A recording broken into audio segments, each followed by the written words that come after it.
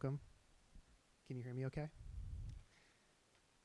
My name is Christopher Micklig. I'm a professor of art and currently a faculty in residence in the Clark Honors College, and I'm really excited to be with you all here tonight introducing Leslie Jones.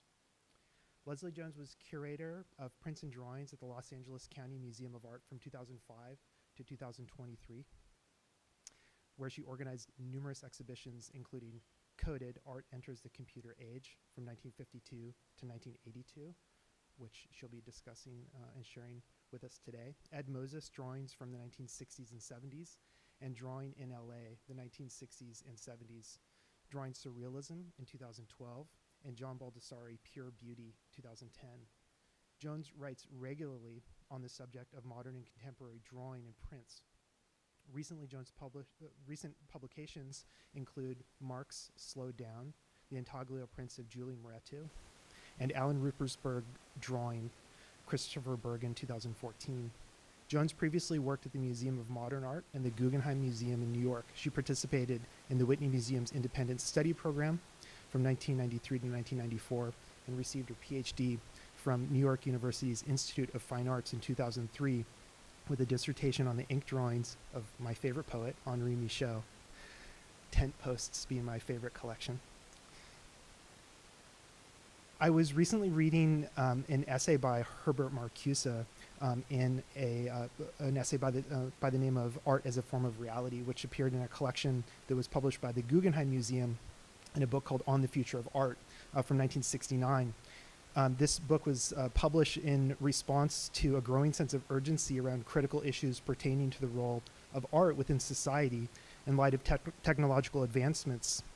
The Solomon R. Guggenheim Museum presented a lecture series on the subject of the future of art.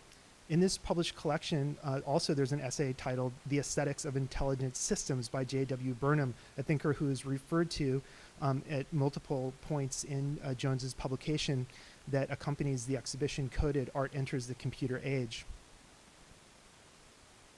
There's a passage in Burnham's essay that considers ways in which innovations in computer technology carry the potential of phasing out of artists, a compelling thought experiment, which luckily has been proven incorrect. The passage is followed by this provocative quote, "It will be interesting to see if we phase out all handcrafts as economic liabilities or maintain them under some ideological pretext of their importance to human existence." Jones's recent exhibition that she's here to present and talk with us about tonight really demonstrates the incredible new horizons and territories that were opened up as a result of art entering the computer age. Leslie's lecture will consider art made in the age of the mainframe, when computers filled entire rooms and had on average 256K of core memory. Coded, Art Enters the Computer Age, 1952 to 1982, relates to the recent LACMA exhibition of the same name and will focus on the earliest forms of digital art and the innovative artists who created them. Long overlooked computer art, as it was called at the time, will also be considered in relation to the work of artists associated with contemporary mainstream movements like pop art, conceptual art, etc., who also employed systems and algorithms as a generative practice, albeit without computers, as well as with that of artists responding to popular media perceptions of computers as, for example, electronic brains. I'm so excited to be here and introducing Leslie, longtime a friend, mentor, a supporter, truly someone who we're really fortunate to have with us tonight. Please join me in welcoming Leslie Jones.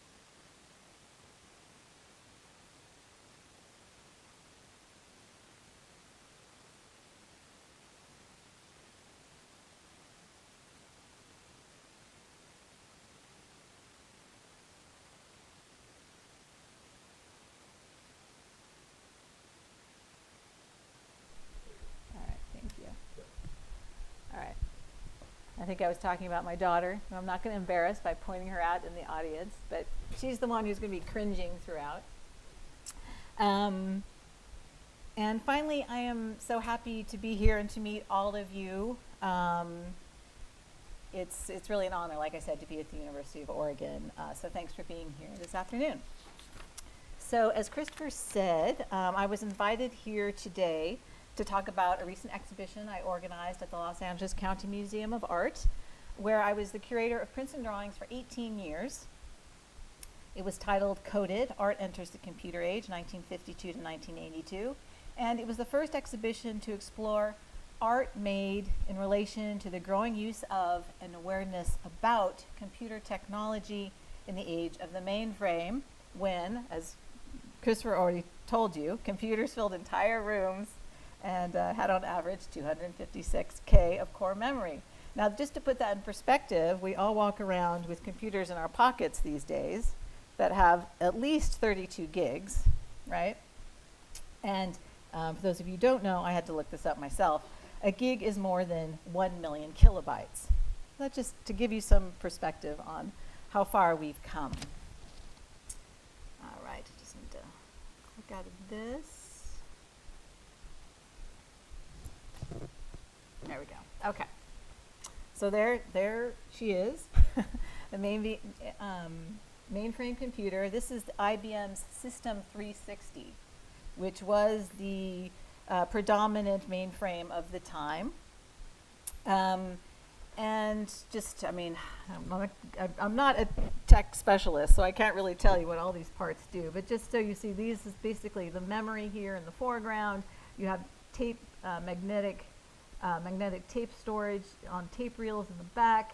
You've got where the figures are standing, typing up punch cards, because of course you had to type out punch cards to enter the program into the computer. And then you've got printers on the far right where you could have your data output would come out. Now, the exhibition's chronological parameters began in 1952, corresponding with the date of the earliest purely aesthetic image made on an analog computer. And it ended in 1982 when the personal computer took center stage and replaced the mainframe as the machine of the future. And I'm just showing you here two covers of Time magazine, one on the left from 1965 and one on the right from 1983, just to give you a sense of how perceptions of the computer changed during this period.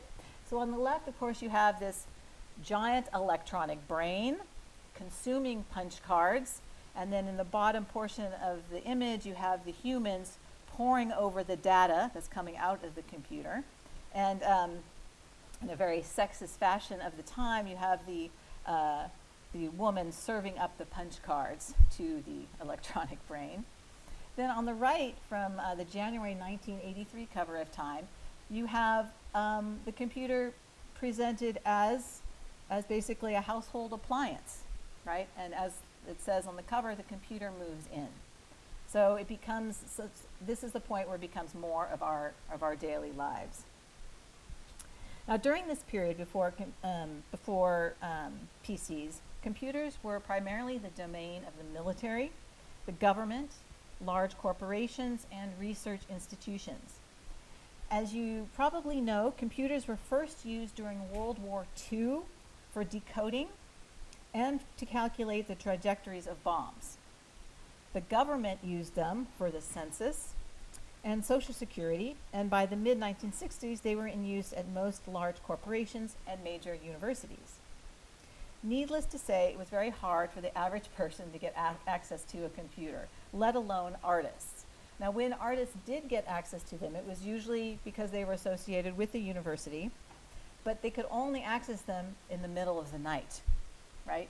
Because the real work was being done during the day. 10 years in the making, the exhibition included the earliest examples of what we now call digital art, but was called computer art at the time. The exhibition also included art made by artists responding to popular perceptions of computers as presented in the media, as well as the work of artists using systems and algorithms and instructions to generate their work, even if not working with computers to do so. So for this afternoon's talk, I've prepared basically a virtual walkthrough of the exhibition in which I will highlight key works and major themes. And I've tried to keep the talk to like 40 minutes or so there'll be plenty of time, hopefully, for questions and conversation. The first gallery was devoted to the computer and popular consciousness. And I'd just like to emphasize again that in this first gallery, nothing was made using a computer. The artists represented here were responding to popular notions of the computer as represented in the media. And it was really my intent here to basically take people back in time to recall or try even to imagine a time before we all carried around computers in our pockets and purses, to a time when computers were still very much hypothetical to most people. To this end, visitors were greeted, I should say, by the friendly gray computer that you see here, by Ed Kienholz, an artist known for his assemblage works incorporating found elements, usually trash and detritus that he found on the street or in the local junk shop. Here you can see he's used some sort of industrial vent for the body or torso, and then electronic dials for the eyes. And then if you can make out, I think, in the front, 2 baby doll legs protruding out the front to complete his anthropomorphized machine. Now, at the time, this would have been a small computer, right? This was made in 1965, the same time as the Time cover magazine. And in a way, it anticipated the personal computer because it was also interactive. It was friendly, after all. It was a friendly gray computer. You could actually ask it yes or no questions by filling out the note cards on, I think you can see them, the yellow note cards on the top, and then repeating your question into the headset. And then it would flash on and off, red and green, and if it was turned, the red meant no and green meant yes. So it was a friendly, interactive gray computer. If you look closely, however, you'll see that it is covered with grime and oozing an oil-like substance. The work is unsettling, not to mention uncanny, and for me really embodies the feeling of anxiety and ambivalence that many people, including artists, had about computers. They were curious about them, wanted to know more, but also very wary of their potential. And I just add here that I think that's a sentiment that still continues today as technology advances. Other artists, like Lowell Nesbitt, responded to the look of computers with their pristine, polished surfaces, as in this photorealist painting of an IBM disk pack. What it is basically is stacked magnetic hard disks that made up the memory storage system. He did actually a whole series of computer peripherals. On seeing IBM computers on display, Nesbitt recounted that they were, quote, so silent, cool, and aloof. Beautiful, really. I suddenly found them hauntingly paintable, end quote. Now, as previously mentioned, IBM was the primary manufacturer of computers at the time, and the way in which they branded themselves through advertising and marketing was also covered in this first gallery. This is a textile designed for IBM by Angela Testa in the mid-1950s. The abstract graphic pattern is based on tape reels used for computer storage. And you can see it's done in this very high modernist aesthetic that was characteristic of the time. Just compare this to the IBM House of Cards designed by Charles and Ray Eames more than 15 years later. This deck of cards features images of details of computers. You can see circuit boards, punch cards, buttons and switches, the tape reels that I mentioned earlier in the upper left. These decks were made to be distributed at the World's Fair in Osaka in 1970. So visitors to the IBM Pavilion would receive their very own deck to take home and play with. And here you see IBM introduce the idea that computers can be fun. And the notion is epitomized a few years later in the 1982 poster design by Paul Rand. I don't think I have to spell this out for you. He's using basically pictograms to spell out IBM. Now it's a very different from the 1950 image we saw, 1950s image. One more work in this gallery that I'd like to share with you is a suite of 10 screen prints by British pop artist Edoardo Paolozzi, titled Universal Electronic Vacuum, and you're seeing 2 of them here. As you can see, the prints combine grid-based compositions with popular imagery, namely Disney characters. Hopefully you can make out Goofy and Mickey Mouse.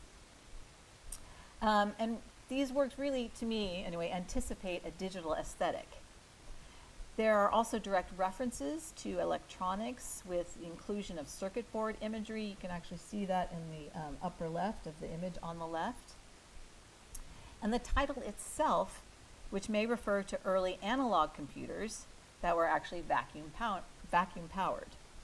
Now, Paolozzi saw the computer circuit boards as metaphors for the expanding and interconnected information society. He was really ahead of his time. In the second gallery, titled Mathematics and the Beginning of Computational Aesthetics, I included some of the earliest examples of computer-generated art, which for the most part was rooted in mathematics. As you can see, there are many circles and spheres, squares and cubes, and various mathematical curves, for the simple reason that such forms were easily programmable. These are actually the earliest works in the exhibition, made in 1952 by Ben Leposky, who used an oscillograph to manipulate mathematical curves called Lissajous figures. An oscillograph is a device used to visualize electrical voltages as waveforms, and they're still in use today. An example you might be familiar with is an EKG in hospitals. So it's not really a computer, but these electronic abstractions, as he called them, are considered the earliest purely aesthetic works made with an electronic device. And what's interesting about these, you'll see that the medium description reads photographs from cathode ray oscilloscope. There was no output in 1952. There was no way to get images out of computers. So he basically took a black and white photograph of the monitor and made them produce gelatin silver prints, right? Next we have these drawings by the German mathematician Frieder Nacke, and these are among the earliest examples of digital art. To make them, Nacke programmed a computer using a simple formula, which was place X number of squares randomly within a system of coordinates. Now with such a program, the number of possibilities is virtually infinite. These are just 2 examples of thousands of possible drawings made with this program. And this is really the very beginnings of what we now call generative art. Okay. To output these drawings, Nacke used a plotter, which is basically a pen or other drawing implement attached to an electronic arm and what was nice about it is allowed for a continuous line, right? Unlike the impact or line printer, which you see here on the right, which use alphanumeric characters as its sort of visual language rather than line. And to show you an example of an artist who was working with an impact printer, we have these 2 computer drawings by the artist Frederick Hammersley. And these are just 2 drawings from a suite of 72. To create these compositions, Hammersley used Art1, which was one of the earliest computer programs designed specifically for artists. It was designed by Richard Williams, who was an engineer at the University of New Mexico in Albuquerque. And for those of you who are interested, the program he used was Fortran. Okay, Fortran was basically the predominant computer programming language of the time. So using punch cards, Hammersley could instruct the computer to make lines, rectangles, triangles, circles, ovals, and exponential curves.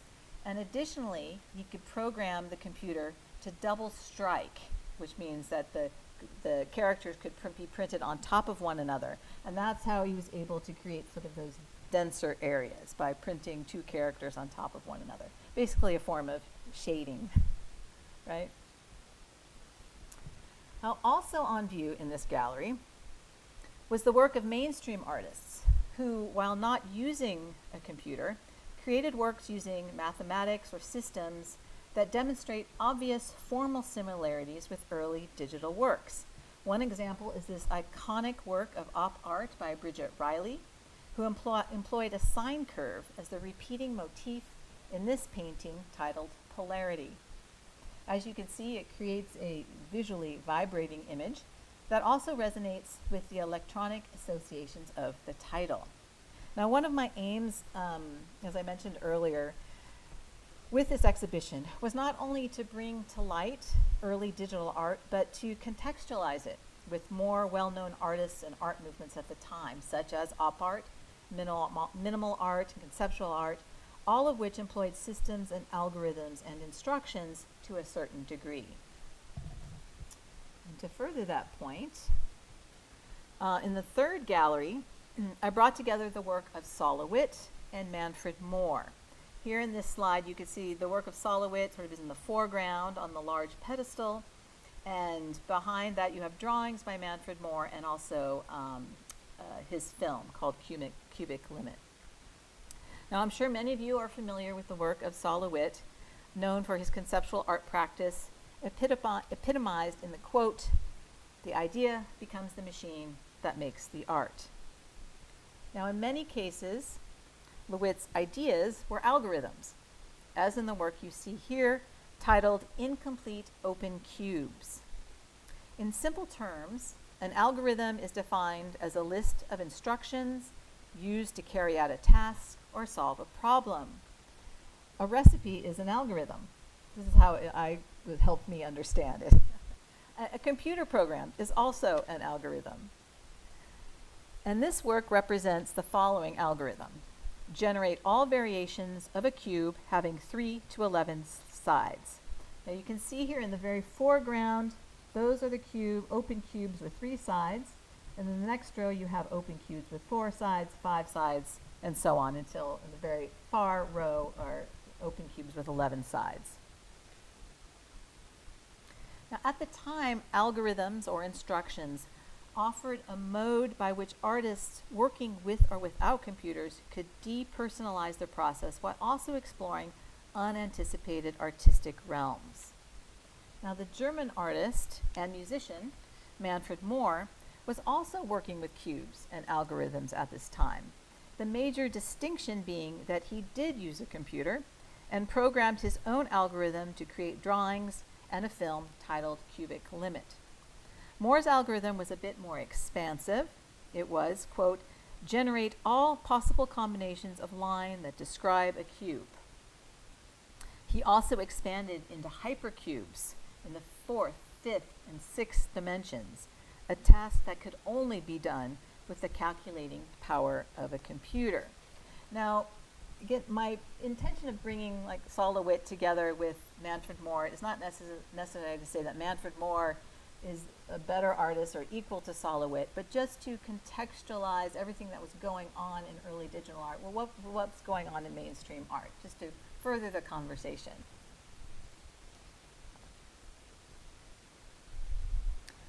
This gallery also contained text-based work. Writers and poets were actually among the very first to explore the generative potential of algorithms beginning as early as the 1950s. Algorithms really freed them from the limits of meter, rhythm, and syntax, as well as the ideals of lyrical, personal expression. And I have a supposition that writers, as well as musicians, I have to say, were early adapters to working with computers because they already had a familiarity with code, right? Language is itself a code, and musical notation is itself a code. It took visual artists a little longer, I think because of their attachment to the hand. But anyway, that's just something I noticed, that it was writers and musicians whose 1950s were on board with computer technology right away. And one example is this permutational poem by Brian Geisen, who employed a computer program designed by Ian Somerville to generate all possible combinations of the words, "I am that I am," creating this text-based work that was also performed for BBC Radio in 1960. And you can see that I just have an excerpt here on the left, and then the poem itself runs like 5 or 6 pages, just to give you a sense of the length of the permutational poem.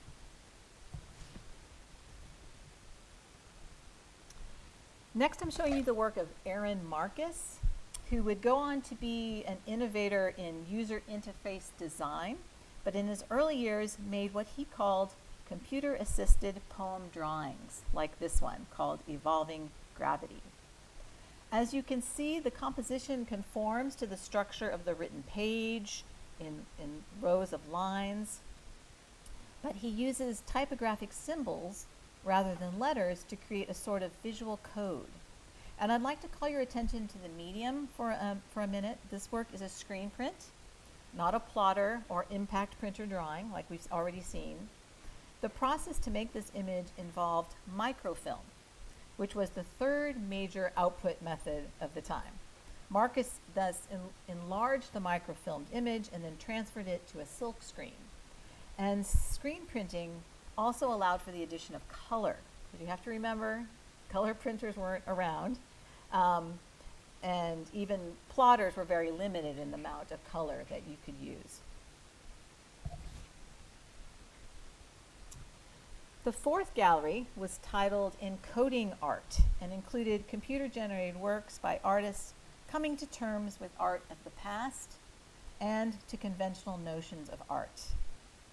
Now this is a somewhat infamous work known colloquially as the computer nude. It was made by 2 engineers at Bell Laboratories in New Jersey, Ken Knowlton and Leon Harmon. And it is a very early example of a digital image made from a scanned photograph.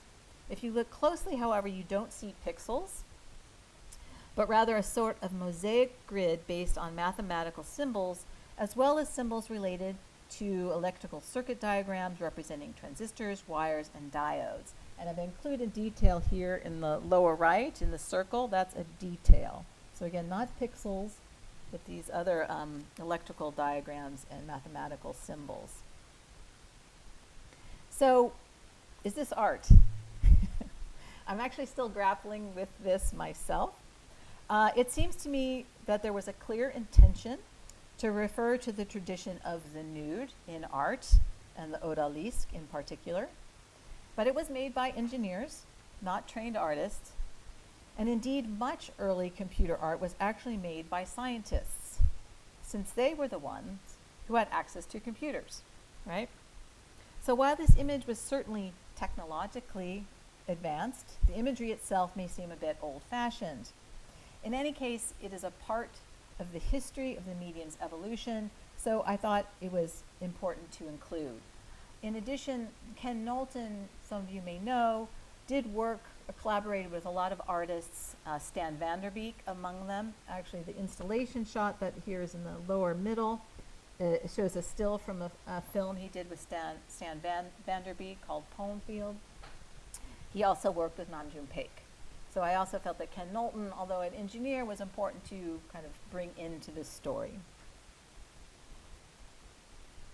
It's also notable that a lot of early computer art referred to the work of modern abstract artists like Pete Mondrian and Paul Klee, for example.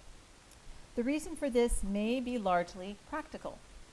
Since early modernist abstraction is characterized by grid-based compositions and elementary forms, their works had intrinsic programming potential. It was actually a 1927 painting by Paul Klee that inspired this plotter drawing by Vera Molnar. The Paul Klee there, I think you can see, is in the upper right. And then I've also included detail of the Vera-Molnar plotter drawing here on the lower right.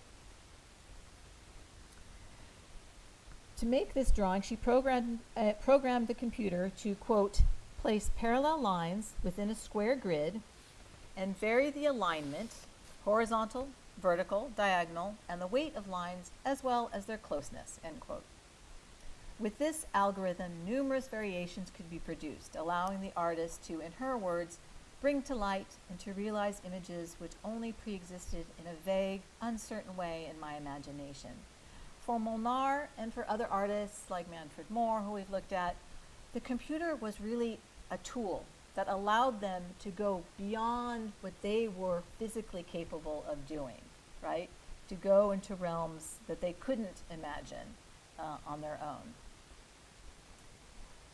Now, it's also my supposition, based on my research, that references to well-known artists of the past, like Mondrian and Klee, also offered a potential path to legitimacy for artists working in a medium that had no past of its own, right? They had no past to refer to. So they looked to art that was visually similar to what they could produce, basically. Now, Harold Cohen took a different approach and was responsible for one of the earliest creative uses of artificial intelligence. The forms in this drawing were created by Cohen's AI drawing program named Aaron, A-A-R-O-N, using a roving plotter that he called the Turtle, and I've included an image of it here on the upper right. And by roving, I mean it's not like a flatbed plotter, right? This was a plotter that moved around on its own, on the ground usually, to make the drawings.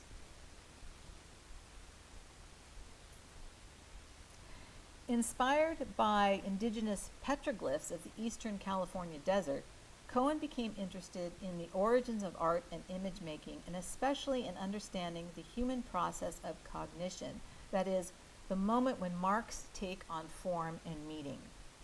So using a computer at UC San Diego, where he was teaching, Cohen developed a program able to distinguish between figure and ground, arrangement of forms in space, and open and closed forms that was, in his words, capable of generating autonomously an endless succession of different drawings, end quote. And again, I'd like to call your attention to the line quality for a moment. So up until now, up until this point, all lines made with computer technology have been straight, rectilinear, right? But Cohen intentionally programmed Aaron to make uneven, wavering lines because he wanted his program to draw like a human. That was his intention. And as you can see in the medium description, the color in this work was added by hand, okay? Again, color printers didn't exist. So artists interested in color would have to rely on conventional techniques like hand embellishing, in this case, or screen printing, like I mentioned before, to add color to their computer-generated compositions. Moving right along. Now the fifth gallery was titled Art as Information, Information as Art. And the first work that visitors saw and heard, I might add, upon entering was Hans Hacke's News. I'm just going to give you a detailed shot of that. This work generates live news feed from select English language media outlets onto paper that is allowed to pile up, as you see here, representing, quite literally, information overload. Now, this work was made in the late 60s, so of course a period of social and political turmoil. And Hans Hacke conceived news as a means to bring those realities into the supposedly neutral space of the art museum. And by the late 1960s, artists had started to expand upon the computer's formal and generative capabilities, responding to cultural and social shifts brought about by computer-age technologies, such as the increased accessibility and proliferation of information.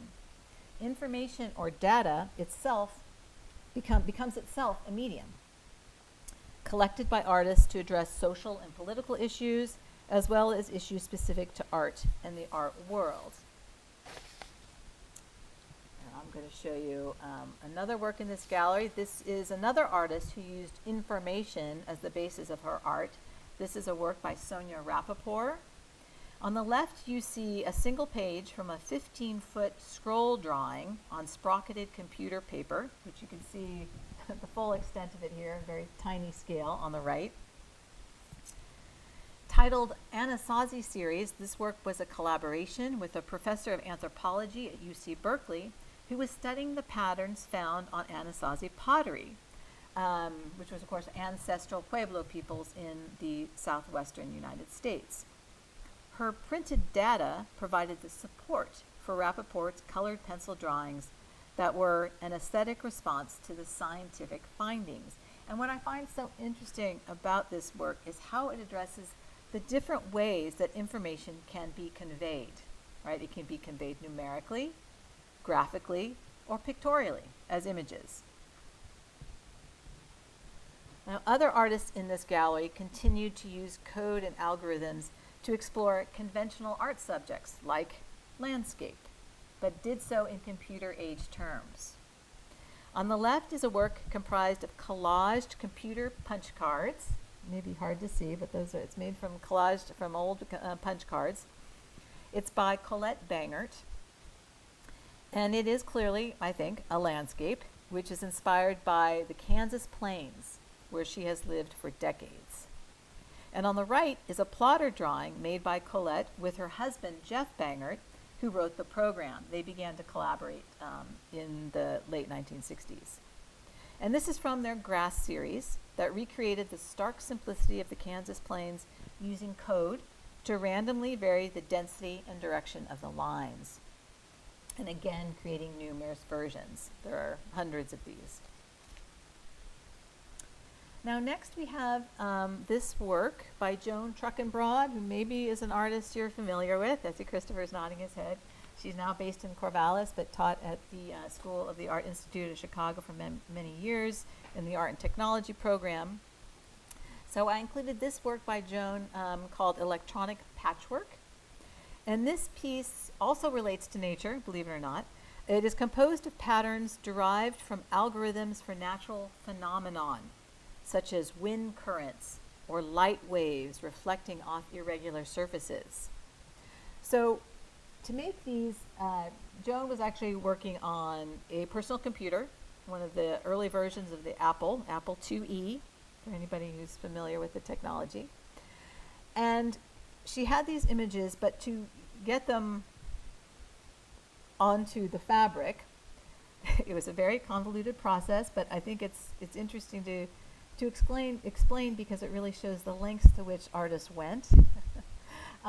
So she had her Apple IIe monitor, which she literally upended onto the 3M color copier, a very early color copier, and then printed the colors onto a heat transfer paper that was then ironed onto the fabric to create a patchwork, which is a patchwork both digitally and also handmade, right?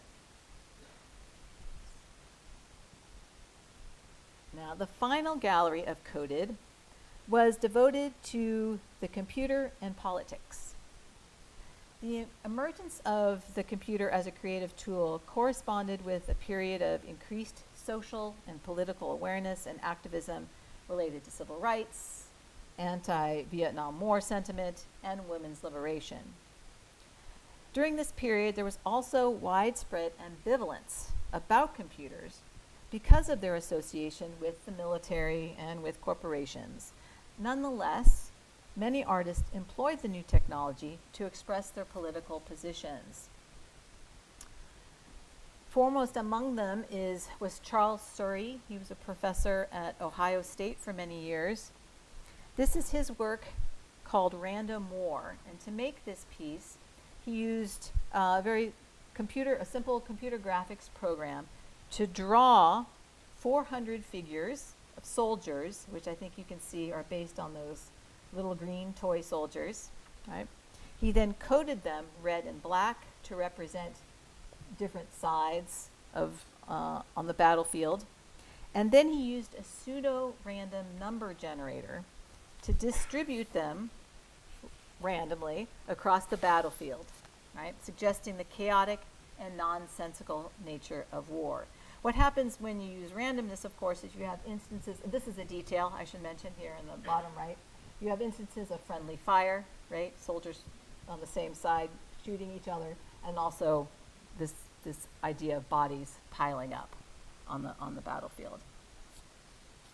Now, at the top, there are a list of names of the wounded, the dead, those who received medals.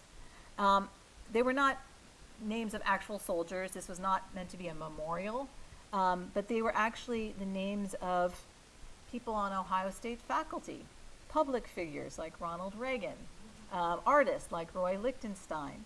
And I think he did this intentionally, right? It was about implicating everyone in the situation, right? It wasn't about pointing fingers and calling out blame, but basically we were all responsible for the situation. Another example of political resistance is this video work by the Brazilian artist Ana Olivia Cordeiro. You are looking at stills from a recorded dance performance based on a computer-generated score. And here is really important to know the context. Brazil was under a military dictatorship at the time, and for Cordeiro, the tension between control, represented by the grid in this case, and freedom, represented by the dancers' movements within the grid, reflected the possibilities for political and social resistance, right? So in a weird way, kind of an optimistic view of the situation, but really still also recognizing the confines. And doing it in a way, obviously, that wouldn't be censored, right? I think you have to keep that in mind as well. Now to touch on the topic of women's liberation and feminism, here you are looking at a still on the right from a short digital animation. On the left is a preparatory drawing for a work by Rebecca Allen called Girl Lifts Skirt. And you can imagine what happens in the video match, the computer animation, which is all of 7 seconds long, I think, is that you just see the girl lifting her skirt. It was made at the height of the women's liberation movement, and it is clearly a tongue-in-cheek feminist response to sexism in the computer field at the time. As an art student at RISD, Allen was interested in the field of computer graphics and had access to computers at Brown University. And she tells this story of walking into the computer lab filled with men and seeing only hypercubes basically floating around on all their screens. And as a feminist, she felt it was really important that the body be a part of this new field, of this new aesthetic, right?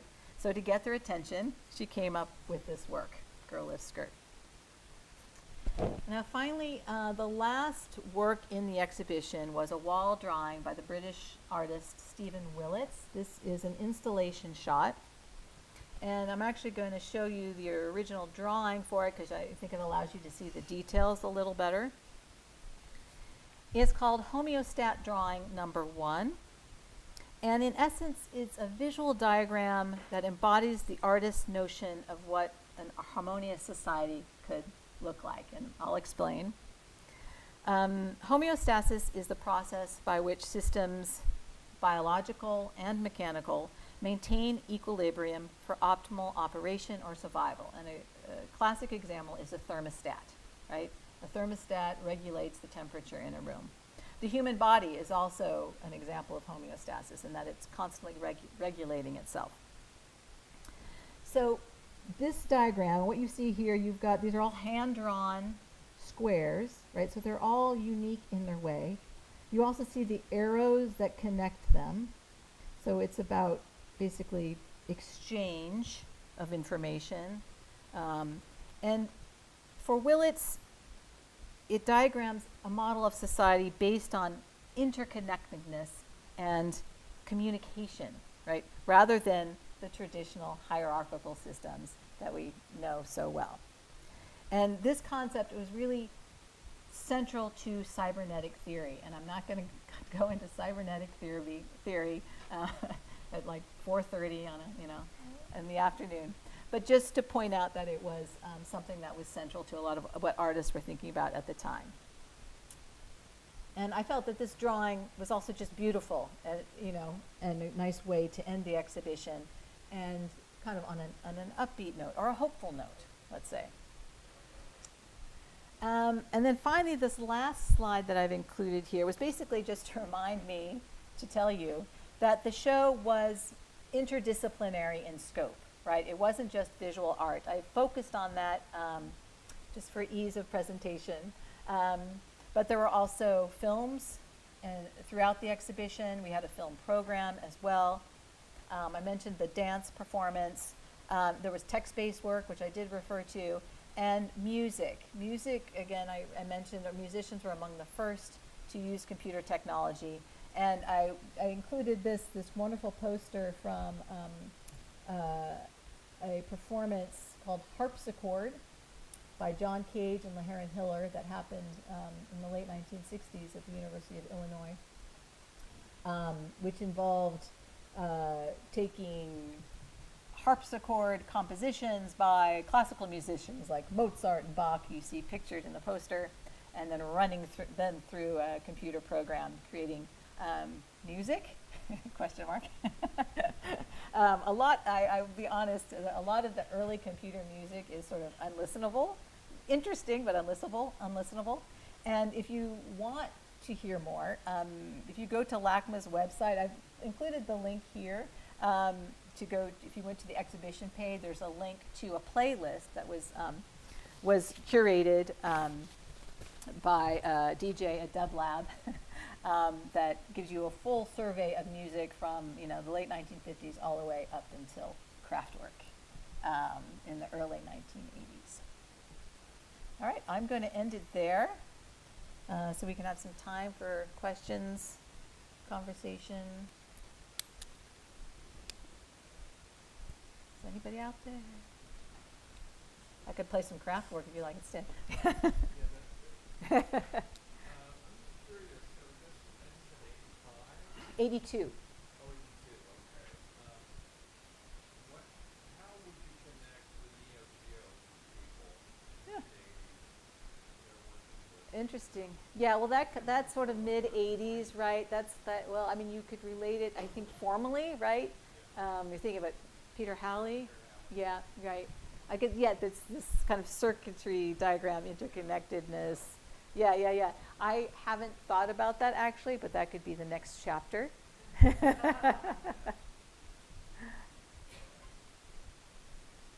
Oh, I'm sorry. Yes. Huh? Oh, great.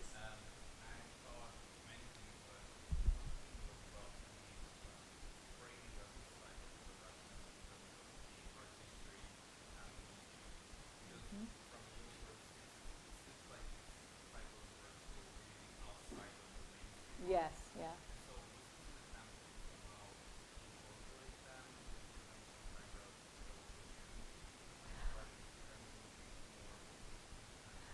I would say so. I mean, most of the artists in the exhibition had never been on view at LACMA before. And to me, that's a point of pride, actually. I'd like to bring as many artists and as many voices into the museum as possible. But I really felt that the work had been overlooked primarily because they were, working with computers at a time when it wasn't really accepted. Also, as you saw, a lot of the output was on paper, so already you're dealing with a medium that's kind of marginalized. I'm a prints and drawings curator, so I'm very familiar with this position of being sort of marginalized.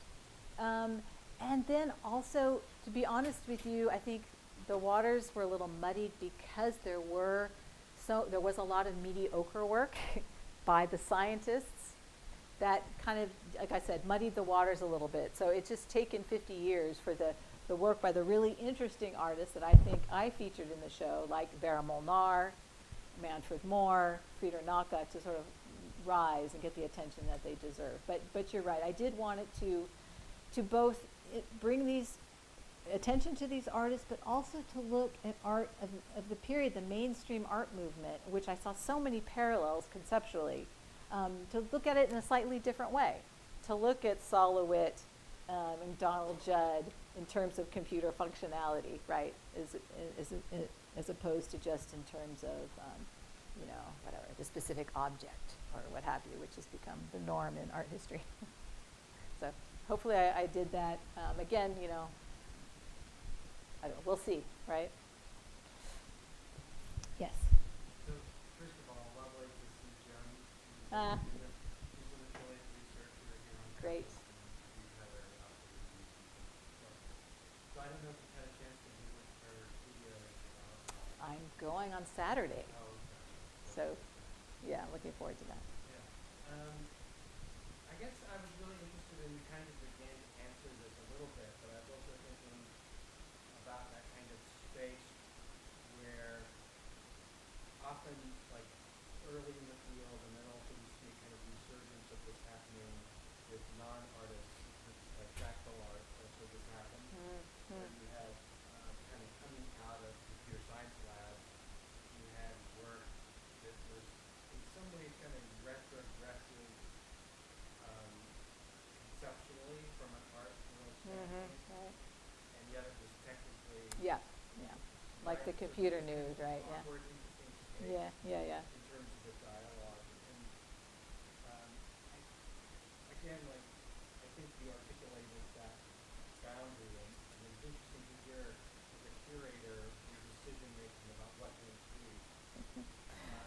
Yeah, you know, there's, you know, I think we're beyond the moment of curating where, you know, everything has to be like a master work or what have you. Like, there are stories to be told, right? And that it's, you know, not everything's going to be a Picasso or Matisse, right? I mean, and these histories are problematic, but also because of that, fascinating, right? So I feel like sometimes you have to put things in that, like, you know, with the computer nude, I was like, oh, is this art? You know, I have all my kinds of personal issues with it, but it was part of the discourse at the time. It was, like you said, technologically advancing things. And, you know, I just felt I couldn't leave it out because that's a different kind of censorship, right? Like, that was part of the conversation, so we need to address it and include it. Yes? Your talk reminded me of sort of weaving Uh-huh. into like very early binary code. Yes. Is that one that sounds like It was, you know, I mean, Joan Truckenbrod's work kind of is in conversation with that, especially her later work, because she actually does start doing weaving. But there was another artist who I didn't feature here, but her name's Beryl Karat, who was also interested in weaving in the 1970s. You're absolutely right. There's a connection, like the Jacquard loom is considered the first computer, right? So artists interested in craft love to refer to that, right? You know, that the weavers did it first. So there is an element of that in a number of artists in this, like Beryl Karat's work, and again, Joan kind of like hints at that by dealing with textiles, although her work itself is not woven. And yeah, I don't know if that answers your question, but yeah, that's definitely part of the history.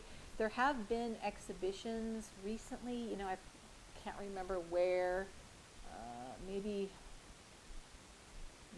I can't remember, but there have been a number of exhibitions recently dealing with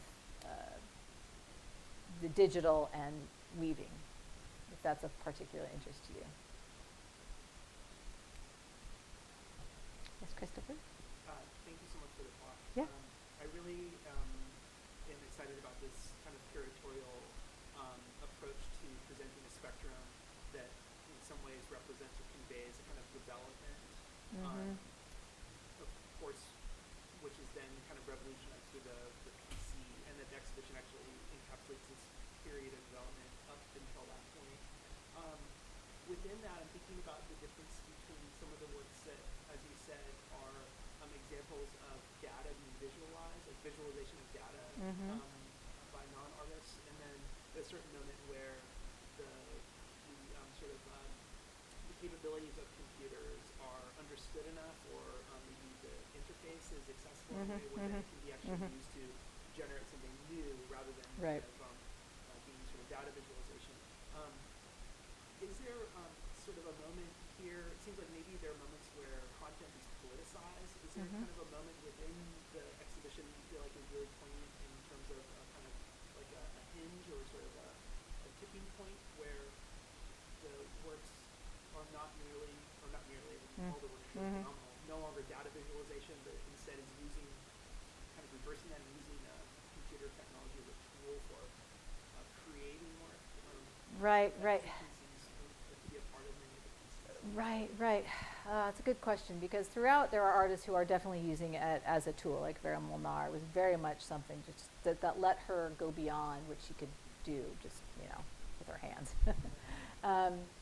But then, I mean, I think the late 60s, early 70s is sort of when you have more artists dealing with, like Hans Hacker, like tangentially with these notions of information and data that are kind of taking over the world. You know, that becomes the content itself.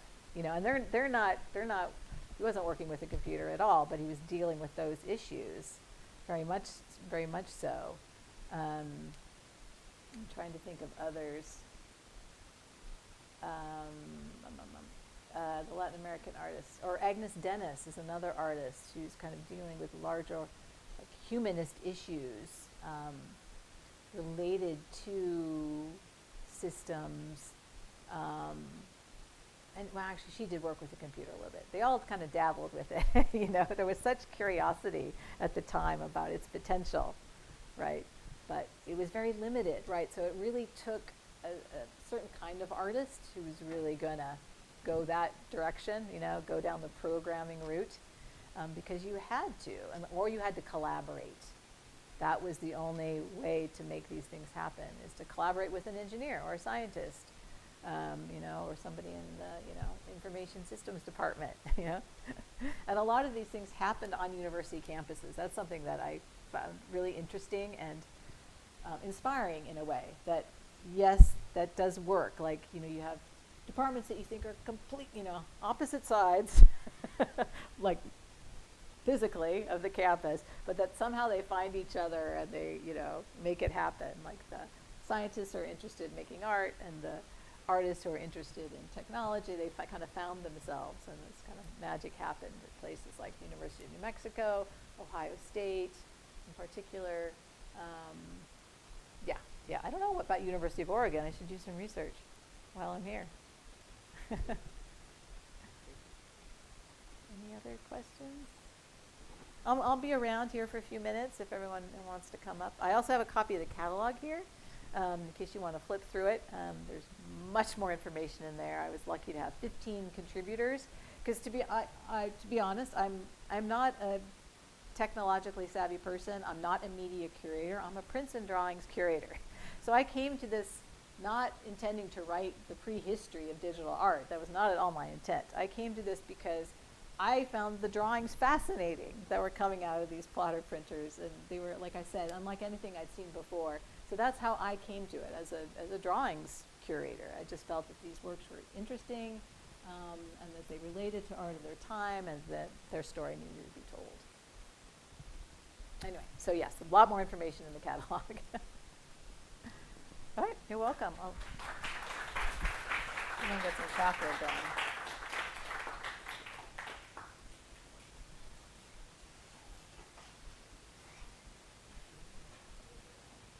Come on. Oh, there we go. What's gonna happen?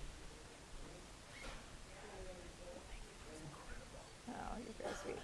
I'm trying to get some craft work right now. Hold on.